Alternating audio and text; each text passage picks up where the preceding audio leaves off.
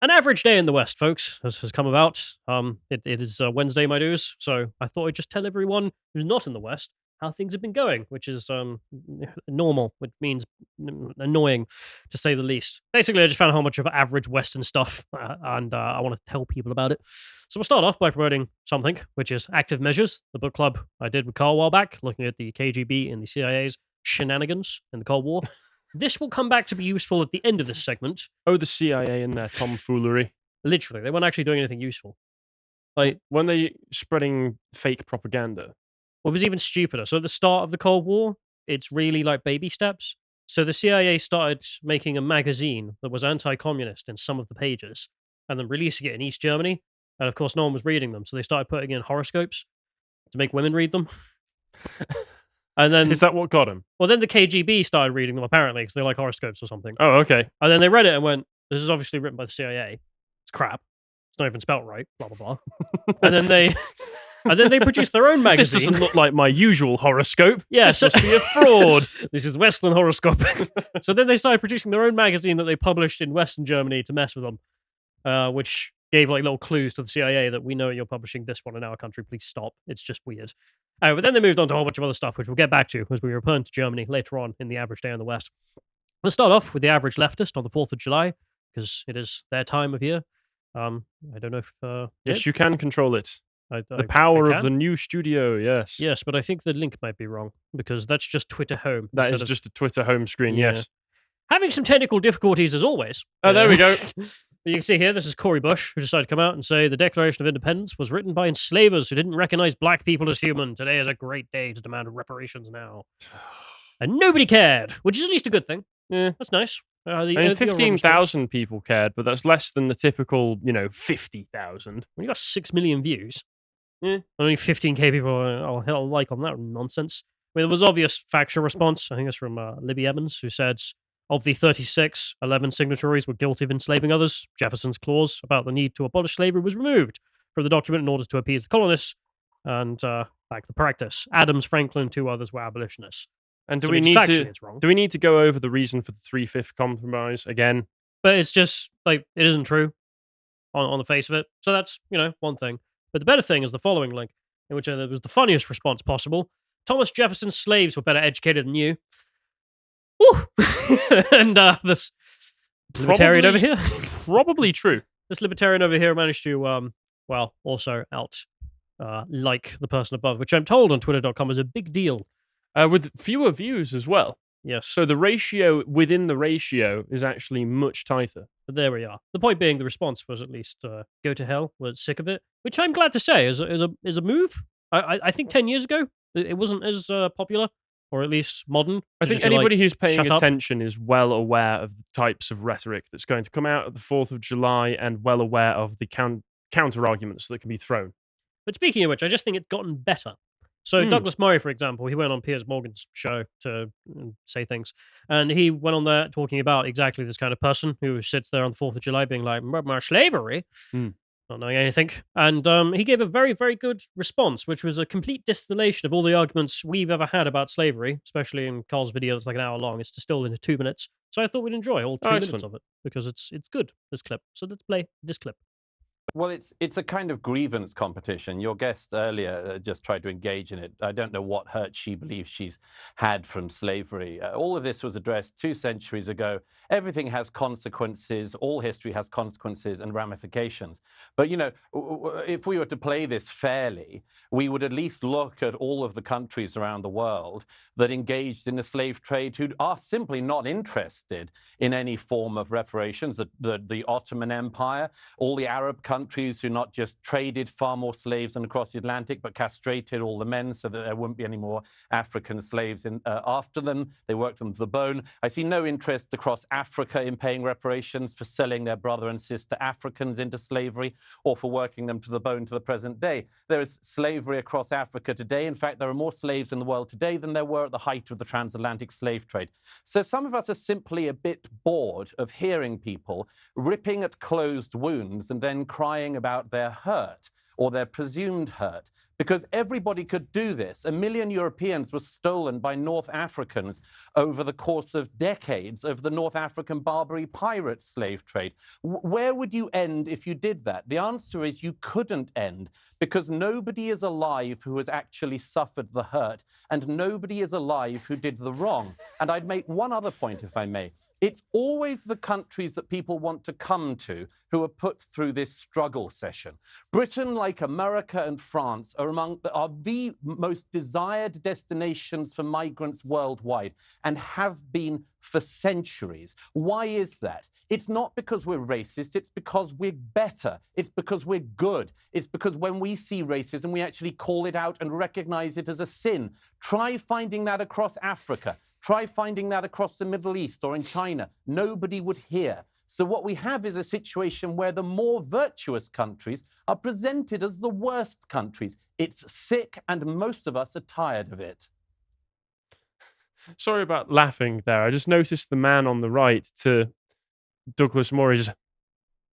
Yeah. And then I realized the absurdity of what we were watching was a large panel of about 5 people, where the screen presumably was divided for our viewers, with us at the side, which made it look like a super panel that we were involved in. You ever seen, I think it's Indian CNN, No. where they'll have debates with 20 people on screen? Oh my God. It's just stupid. The whole concept's stupid. I have seen some Twitch debates like that, and it is insufferable. Yeah. But anyway, point of playing that was just that I am actually very impressed. I mean, I know it's Douglas, and Douglas does a very good job speaking all the time, but I'm very impressed at how distilled the arguments about this conversation have become. I'm impressed at how bored he managed to sound while giving that spiel, because it is so tiresome at this point. Correct, but that's good, because this is no longer a thing where people are confused about what happened in history, or people are confused about what the obvious answer to this is, or the obvious motivations for the people whining. Instead, everyone is well aware that this is all just theatre.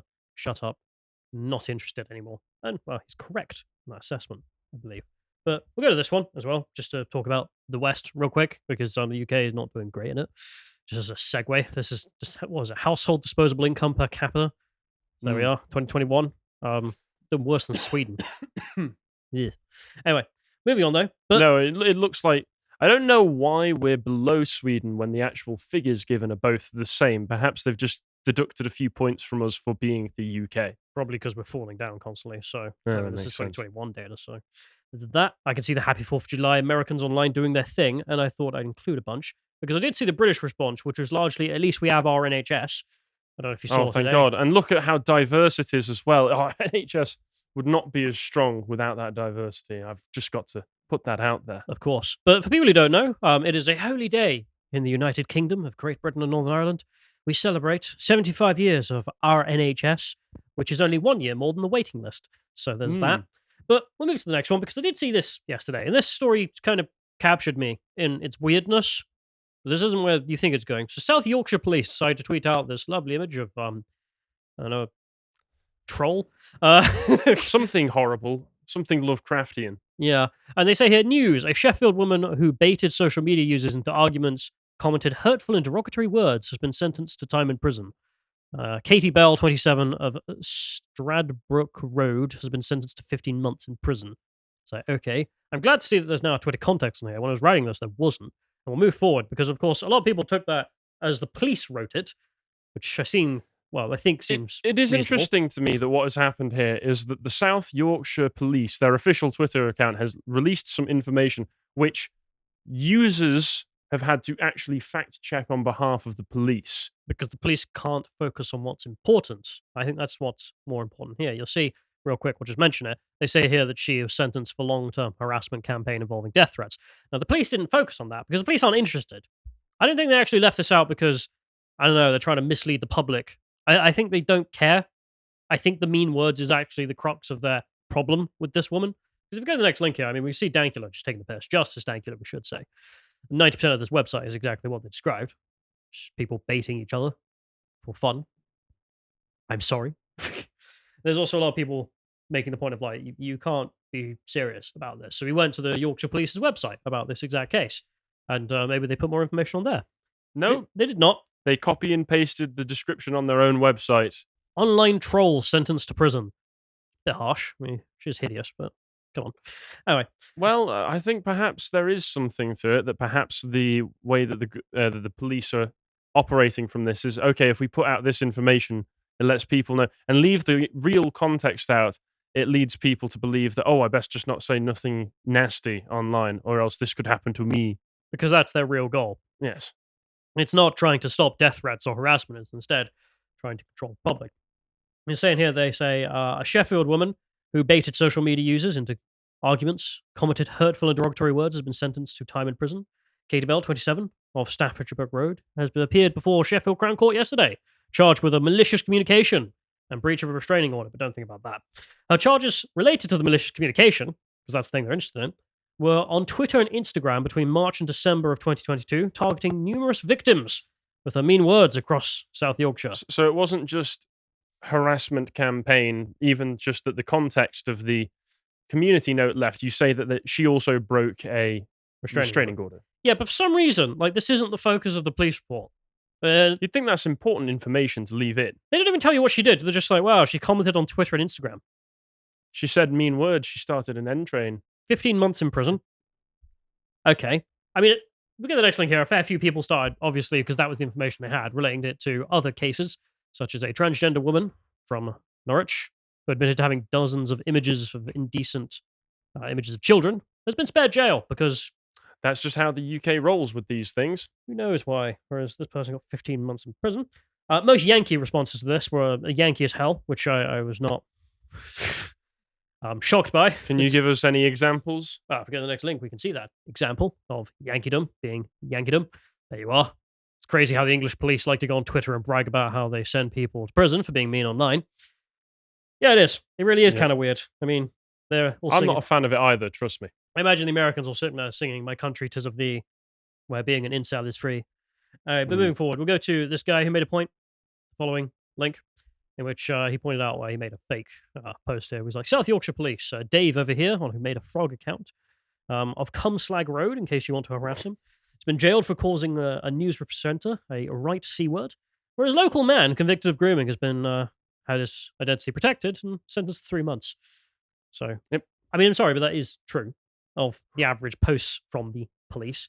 And of course, that can't be it, right? The news. So I went to the BBC, which is one of the links put in that Twitter thing there, and tried to read the story. I was like, well, someone can't be put away just for commenting on Twitter.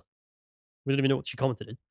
They say on here, an online troll who carried out a campaign of abuse against a grieving widow after breaching an order to stop has been jailed for 15 months. Katie Bell, 27, who was given a suspended jail sentence in 2021 for abusive comments and threats directed at people on social media. Getting no info. Bell of the Road again. I just like, okay, why do you always have to mention the road name? As if I really give a shit. But they go on to say she pleaded guilty to 2 breaches of a restraining order, breaching a suspended sentence order, and a further charge of malicious communications on Twitter and Instagram. They get no real information. Just don't tell anyone what's really happening in the world. I'm interested in the sidebar of this, though. What's Battalion this of Black right Women here? erased from Oh, history. wow. This seems like something interesting that society has kept hidden from me Oh, I read for about years. this. What Thank you so much, BBC. I read that before I came here. What do you think they were doing? Do you think they were killing Nazis left, right, and center? These black women? I'm going to imagine they were filling in administration forms. They were brought over to Britain to help with a postal backlog. And for some reason, the damn people who run the commemoration of the Second World War saw fit to put the dead of D-Day above the black women who sorted out the post. Absolutely shocking. Average BBC article. But they say in here, in a statement that she read out in Sheffield Crown Court, one of the victims detailed the distress Bell had subjected her to, including comments about her late husband. Bell posted a number of comments on news articles paying tribute to the woman's husband following his sudden death, including one which said, serves him right. It's a bit mean. It's a bit mean. Is that a crime? There's no other information. I've said much worse things to very close people to me before. This is what I don't get about the way the system works. Like, there's nothing. They got to say there was another post in which someone else died, and the troll said, serves her right if she is dead. That's awful. Yeah. If you're on... Doesn't sound like a harassment campaign. This was on Twitter, right? Yes. There is a block function. You could do that. There's just a block function. So I went to the Mirror, socialist outlet, to try and find even more information because that can't be it, surely. They're saying here, in one such message, she commented on the news of Mr. Patterson's death with laughing emojis. Lock her up. One vile communication included a picture of a coffin with a message that read, "For your grandchild." And again, I mean, gross. that's horrible. Yeah. I wouldn't like that. I'm not going to break out the gallows. They then went on to talk about the victim in this case and saying that she was running a charity and then literally couldn't even look at her own social media anymore because she was getting mean messages. I don't really get why the block function wouldn't work there. But again, just no real information whatsoever as to what happened. So you have to go to the local paper to find out literally anything. Oh, really? So we got the next link here. This is I think the local Sheffield Star, in which they mention in here that the court heard that Bell then latched into Mrs. Childs, sending her messages, including ones that said, "Die, B word, and your granddaughter will rot in hell." And then if you scroll, there's a bunch of screenshots where there's obvious death threats. And it's like, okay, All right, that makes it more serious. why did no one tweet any of this? Why did the police not include this in the report? Why did the BBC completely ignore this? Why were the news outlets ignoring it? Why? Because they want to instill fear in you. They want to leave out the context so that you think, oh, best not be mean, or I could go to prison. I mean, reasonably speaking, that might still happen because the police will It does come up. happen. It does happen because the police will come up with a reason to arrest you if they want one. But this is important context. But I also just love how this is the one thing they actually care about. Just, are you being rude?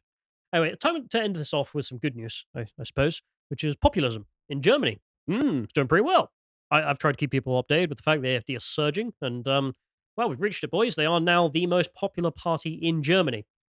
So, And for those unfamiliar, would you mind just giving us a quick rundown of some of their major policy prescriptions? had enough, send them back. Sounds pretty good to me. No, they used to be far more Eurosceptic. They're less so now because I don't think the public would buy onto that. Like they tried to run the whole idea of Germany leaving the EU, and then they realized, hang on a minute, the EU is Germany. So there's a lot of German voters who quite like having a empire. So they're more skeptical on like integration. They're like, no, we should try and not integrate more because this is a disaster. We end up with Greece. So it's not a bad argument either. But the main thing obviously being, maybe we shouldn't have Mama Merkel's migrants coming en masse here. And apparently that's quite popular in Germany, Shocking. not being robbed by foreign beggars. So there you Well, are. it helps when you have such impressive case studies just a few hundred miles down the road from yourselves. Yeah. I did mention before, I know some people know Tommy K. He's a Hoi 4 YouTuber and streamer. I know And- very little of Hoi 4. Well, he's a German guy, and he like votes Green Party, and is incredibly leftist on a lot of things. Very concerned about the environment. You know, he wants to like lower the speed limit to save the environment. Weird thinking like that. Is he now an AfD voter? Well, what's really funny is he used to work in the government dealing with refugees during the migrant crisis. Oh no. And whenever he speaks about the refugees, Oh no. he's more than the AfD. Oh dear. It's kind of like shock therapy, isn't it? Exposure therapy. What happens is that you're an incredibly fragile, anti-racist zealot, and you're so blessed to be enriched constantly, and then you actually meet them. and all of a sudden you're no, get them out. There is no women and children. There is no good culture. I'm not. Why are all my kids getting? Oh no. Okay, you need to go, all of you. Like, unironically, when Tommy K talks about it, he's just like, they're all fraud. All of them are fraud. So there's that. We'll get to the next one here because there is some other funny news, which is the Germans were asked, depending on their political persuasion, do you think the AfD are a threat to democracy in Germany? And 10% of the AfD said yes. So, Based? like the rest of them, I mean, yeah, they're all going to say they're a threat to democracy because if you can get that label, Well, I mean, of course they are. they could just shut down the party. So obviously the political opponents want to shut them down. I like that there's 10% that are presumably looking to bring back the Habsburgs. Yeah, they're just like, I love the Kaiser. What do you want? We'll get the next link. The glorious King will reveal himself. There's an artist's interpretation of what those AfD supporters look like. It's average monarchist. But the AfD, for people who don't know as well, are just good fun. So, I mean, actual growth in the West is good to see. So if we go to the next link here, we can see they had Pride Month, which we spoke about, which they changed into German Pride Month, which a lot of people S themselves over. There's also previous antics. Are these real women or AI constructs? I think this is just for like stock image that you put the thing on. Oh, all right. The real women that exist. They are real? I hope so. I hope Maybe so the AI as has well. to steal all the women. Yeah. All right. But we'll go to the next one here because they also did something funny a while back, which people seem to forget. They printed these posters, which say that Ataturk would have voted for the AfD because, of course, the huge Turkish population in Germany. Oh. And they love Ataturk. And obviously, Ataturk, yeah, he probably would have voted AfD. Yeah, probably. Look at his political persuasion. But for some reason, when Turks are in Germany, they vote left wing, and the AfD were like, yeah, stop doing that. Like, why do you vote for right wingers in Turkey but left wingers in Germany? Stop voting for right wingers. We all know why. So there we are. But we'll end this off just so we get the next one. I mean, the establishment is running counter propaganda against them, as you can see here. This video is from Deutsche Welt, state media, in which they argue that an unnamed party, they wouldn't name them presumably for legal reasons. This guy here, if you scroll down a little bit, I'll try. I'll do it. There we are. No, both of us did No, it. No, yeah, no. Oh wait, no. This guy here, he comes out and says that there's a room in German politics for a racist party who wants to take territory from the eastern states and beyond. I don't remember that part. I don't think the AfD were very much all like, unser Lebensraum. Yeah, Lebensraum doesn't seem to be their bag. That's not their bag, baby. Well, they back this up with a quote from their direct political opponent of the leader of the Socialist Party saying that they're bad. So there you are. Very convincing. But Interesting. I did also recently see a headline that was talking about how far-right parties are rising up in Germany and other places. What does this mean for democracy, and how can democracy stop this? Banning the opposition. Yes. Anyway, we've met the AfD. We will just on the last link here, just proving that they're winning election by election, which is very good. We've met them. We've gone to the German parliament, and they're great guys. Nothing about them is the mid-century Germans. So yeah, it is all just propaganda. But so it is great to see the German public picking that up. So there's victories in Germany, cringe in Britain, and weirdness in America. Average day in the West. If you appreciated that segment from the podcast The Lotus Eaters, you can go to lotuseaters.com to get access to all the premium content that's on the site, such as the Epoch series, this episode on the Siege of Waco. If you'd like to find out what else is being put out, you can follow on Getter at lotuseaters_com on Getter. Thank you and goodbye.